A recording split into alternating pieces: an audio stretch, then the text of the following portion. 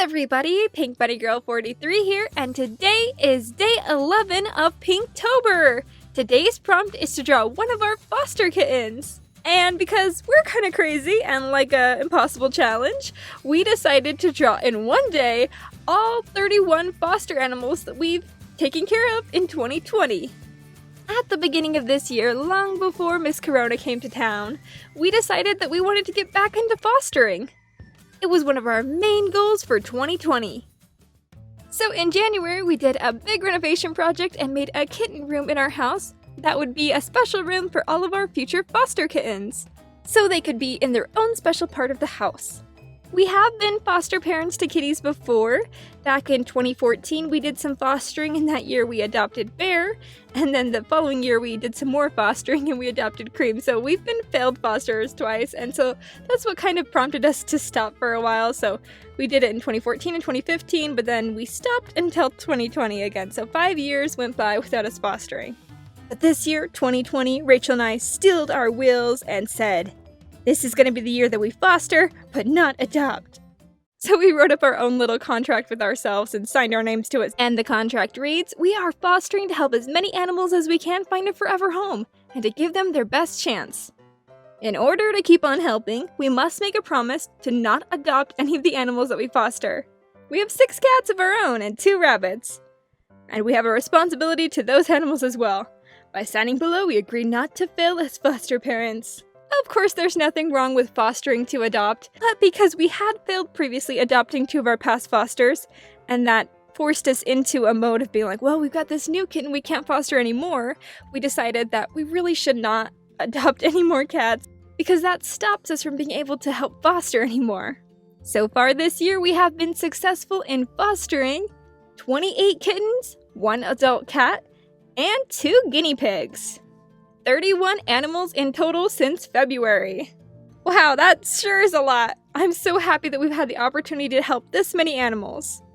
This is going to be quite the challenge for Rachel to draw all of these kittens in one day. 31 different artworks. While Rachel continues to feverishly work on all these drawings of these adorable kittens, let's jump back into the world of Ravenpaw's farewell.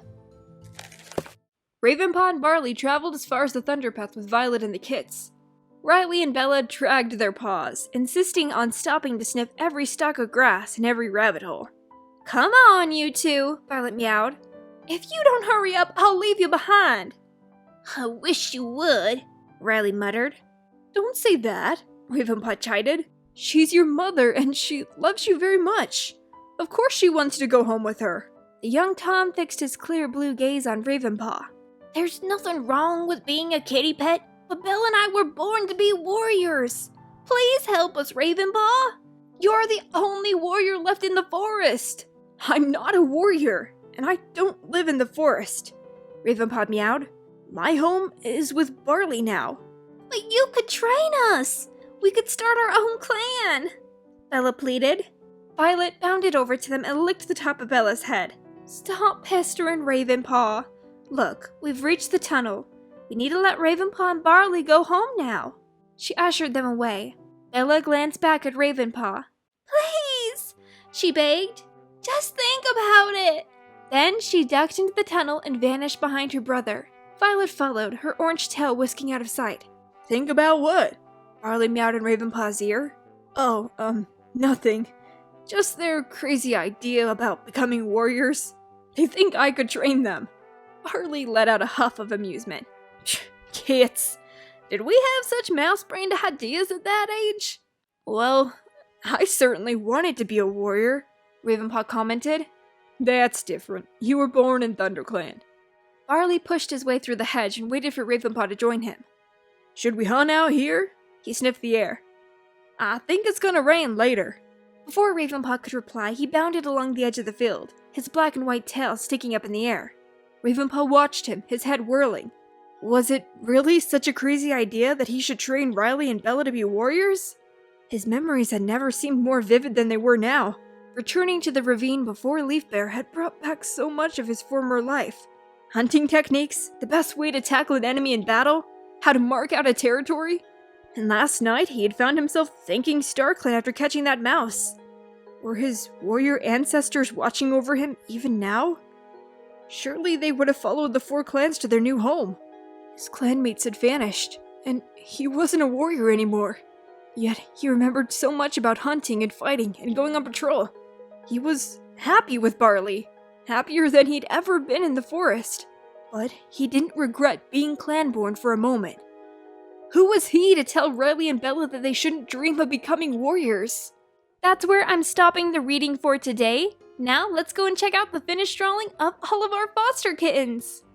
Aw, so cute! This is Blue and Willow, our first foster kittens of the year. They are both girls, and they were the fluffiest little kittens that we've had to date. I loved their fur and how they were super fluffy. They had what you call a winter coat. This is Ash and Wild, and the funny thing is, when we saw the foster email for these two, they were called the Spicy Noodles. They were called Spicy Noodles because they were super feral. He was so spicy, it was hard to tame him for many, many days. Like, probably 4 or 5 days, he would just play dead around us or hiss and growl. Yeah, he would like fold into himself like, don't touch me. Honestly, the staff at the Humane Society said that they were the most feral kittens they had ever seen. Swiping and hissing and growling like crazy. But Rachel and I cracked their shells and they became sweet little purr babies before too long. Ash has the most beautiful Siamese designs, and Wild has really faint gray stripes you can hardly see, but he's so cute. By the time that Ash and Wild got tame enough to go on to their forever homes, it was mid-March, and that's when the pandemic hit, forcing our local Humane Society to go into lockdown. At this point, they asked a lot of the current foster parents to help clear out the shelter, so that the kitties there wouldn't be so lonely with no visitors coming in. So we asked the staff which cat has been there the very longest, and they directed us to Anita, a chunky FIV positive queen. She had been there since November of the previous year after her owner had passed away.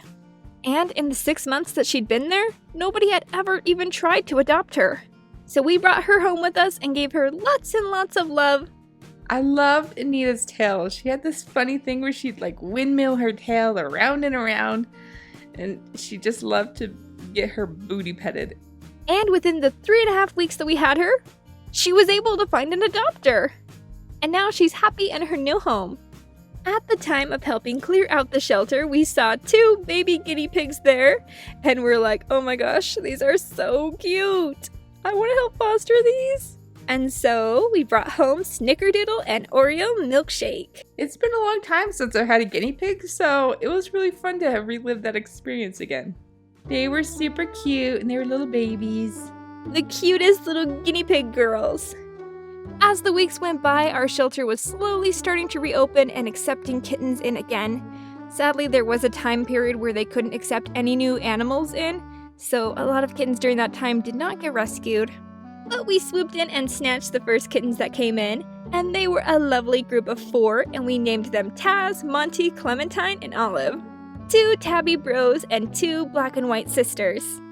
Little Olivie was so cute, and everybody on Amino loved seeing pictures of her 24/7. They'd just shout, Olive, Olive, Olive, I want to see Olive, because she is literally the cutest kitten. Clementine, she had a really spunky personality. She was just jumping all over everything, being crazy. We named her after the Walking Dead character Clementine, little Clemmy. And so for Taz, he was a really rambunctious little guy. He liked to wrestle his siblings a lot. Oh yeah, I remember these 4 really loved wrestling each other. After those 4 went off to get adopted, we picked up our next foster kittens. 3 tabby bros that looked pretty much identical. It took us several weeks to find any discernible features that separated these bros. And we eventually decided that Momo has super circular eyes, Boomy is slightly more sandy. The only one I could definitely tell apart was Zuko because he had black markings. I loved Zuko. He looked like a little tiger. He had such a tiger personality. When we first got him, he growled and hissed like a tiger for only like 1 day. And then he was super nice. Like literally I have a picture of him where he is so fierce looking, but then literally like the next day he's like purring and like pushing up against my hand to want to be petted. He was such a sweetheart. Umi was really standoffish for almost the entire time that we had him, but during the last few days or so before he went off to get adopted, he did start to purr. Usually kittens break within 1 to 2 days, but it took at least 2 weeks for him to gain our trust. He was a very big, strong boy and very independent. I'm pretty sure his mom taught him humans are very scary. And Momo was just the most adorable, derpy little big-eyed kitty. But one twist we did not expect was that we got a call several days later that they had found the siblings of these kitties. And so we said, yeah, sure, we want to bring these kitties together so that the siblings don't have to be separated. And so we went in to pick up 2 more kitties. We were expecting more tabbies because these 3 bros were identical brown tabbies. But when we opened our little surprise box of kittens, because that's what they give you with socially distanced, they just like come towards you and put the box down and you walk forward and you grab it and you bring it to your car. You're like, okay, I have a box of kittens now, fun. We opened up our surprise box and we saw inside 2 Siamese kitties. Like, what? These brothers have Siamese beautiful siblings? Like, honestly, I was never expecting to get little Siamese cats. Like, what a surprise, right? I know, their brothers are all tabbies. One flame point Siamese we called Aang, or Little Feather, because he had no fur at all, pretty much. I'll sleep on his back, and he'd let his little chicken wings be exposed, and he had like little naked armpits. He looked like a little plucked chicken. And Katara, she was such a funny little girl. She'd always meow at us with her really big mouth. Her screech. And her funniest marking is on her forehead. She had a paw print marking on her forehead. It looked like somebody just pressed their paw against her head. You might be noticing a theme here. We did names from The Last Airbender. After those 5 were up to weight, we did a really crazy switcheroo where we brought in our foster kittens, and the same day we picked up new ones, which was one of the hardest groups that we've had this year. We decided to go with Hamilton names for these ones. So we have Aaron Burr, which we called Ron. We have Hamilton, or Hammy, Jefferson, and John Adams, or Johnny.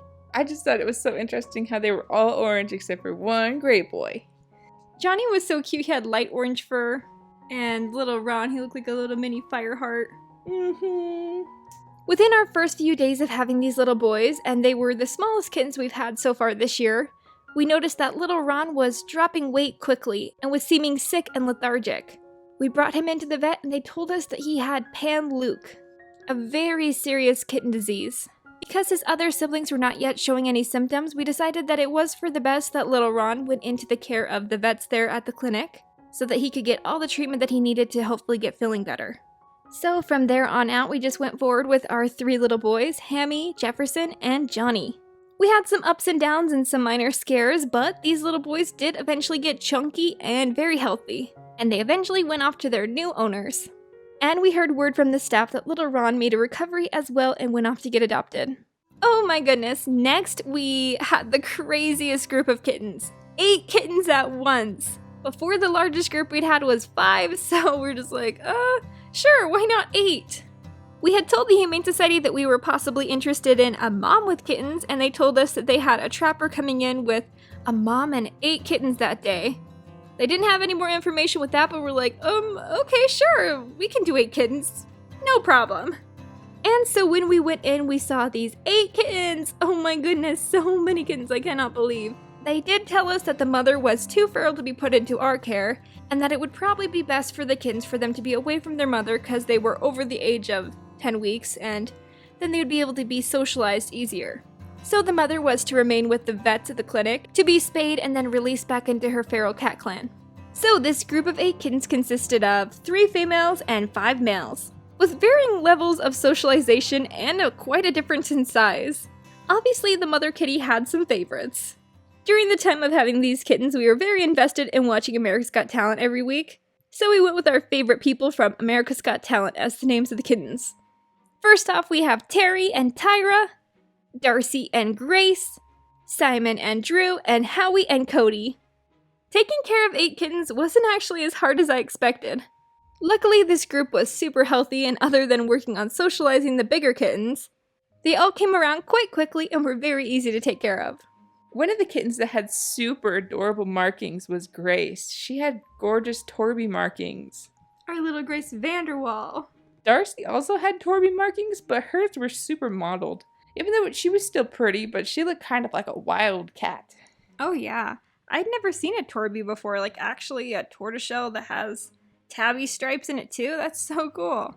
And Grace really loved you, Rachel. She loved me. She'd come running to me every time the door would open. She'd like to snuggle and snuggle, so cute. Another one of my favorites out of this group was Drew. He was such a funny little sleepy orange boy. He was always down for a cuddle. Like, you pick him up and he just like fall asleep in your hand. Yeah, it was funny. This group was pretty much just like 2 Torbys, the rest were orange boys, and then Tyra was a black tortoiseshell. As of now, we're 8 months into almost non-stop fostering, maybe 3 to 7 days between each batch of kittens. And right now we're taking care of a batch of 3 kittens named Violet, Klaus, and Sunny. You all might recognize those names from the series of unfortunate events, and the names could not be more fitting. These poor little babies have already been with us for 8 weeks.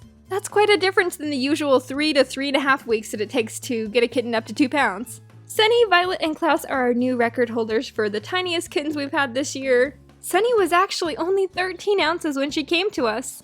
And they are our first ringworm kittens! Yay, so fun! So for the last few weeks we've been treating them for that, and they're finally in the all clear. One of the coolest things was when I first came into the foster office to pick up the little babies, was I found this big burly man sitting there holding this teeny tiny little kitten, and it was grumbling and making the most worst sounds I've ever heard. And I was like, well, who do you got there? And he's like, oh, this is one of your foster kittens. And I was like, oh my goodness. He had Klaus and a little burrito. Yeah, I remember Klaus was kind of spicy right at the beginning, but now you can't even tell. He's so sweet now. We've absolutely loved the experiences we've had over the last 8 months taking care of all these different kittens and pets. It's been super nice to have a little kitty to snuggle up to, so it's been a great year. Yeah, fostering kittens has really helped us through quarantine and everything like that, giving us something to do and feel like we're using our time wisely. We're excited to continue helping little kittens to grow big and strong, and help as many as we're able to as foster parents. Up here on the screen right now are 10 lovely drawings of our foster kittens from Amino. These are so sweet. Thank you guys for drawing these. A lot of our kittens have had really unique designs. It's so fun to see your interpretation of our kittens' patterns. I'm going to be continually checking Amino throughout the day to see what other kittens you guys draw. Let me know in the comment section down below which of our foster kittens has been your favorite. And remember, if you want to take part in Pinktober and possibly be featured in our next speed paint, make sure to make a post with the hashtag Pinktober2020 and post it to our Amino. Tomorrow's prompt is to try out a different art style. This can be you trying out the art style of your favorite animated show or an anime style. Really, it's up to you. Well, I'll see you guys in the next video. Until then, bye-bye!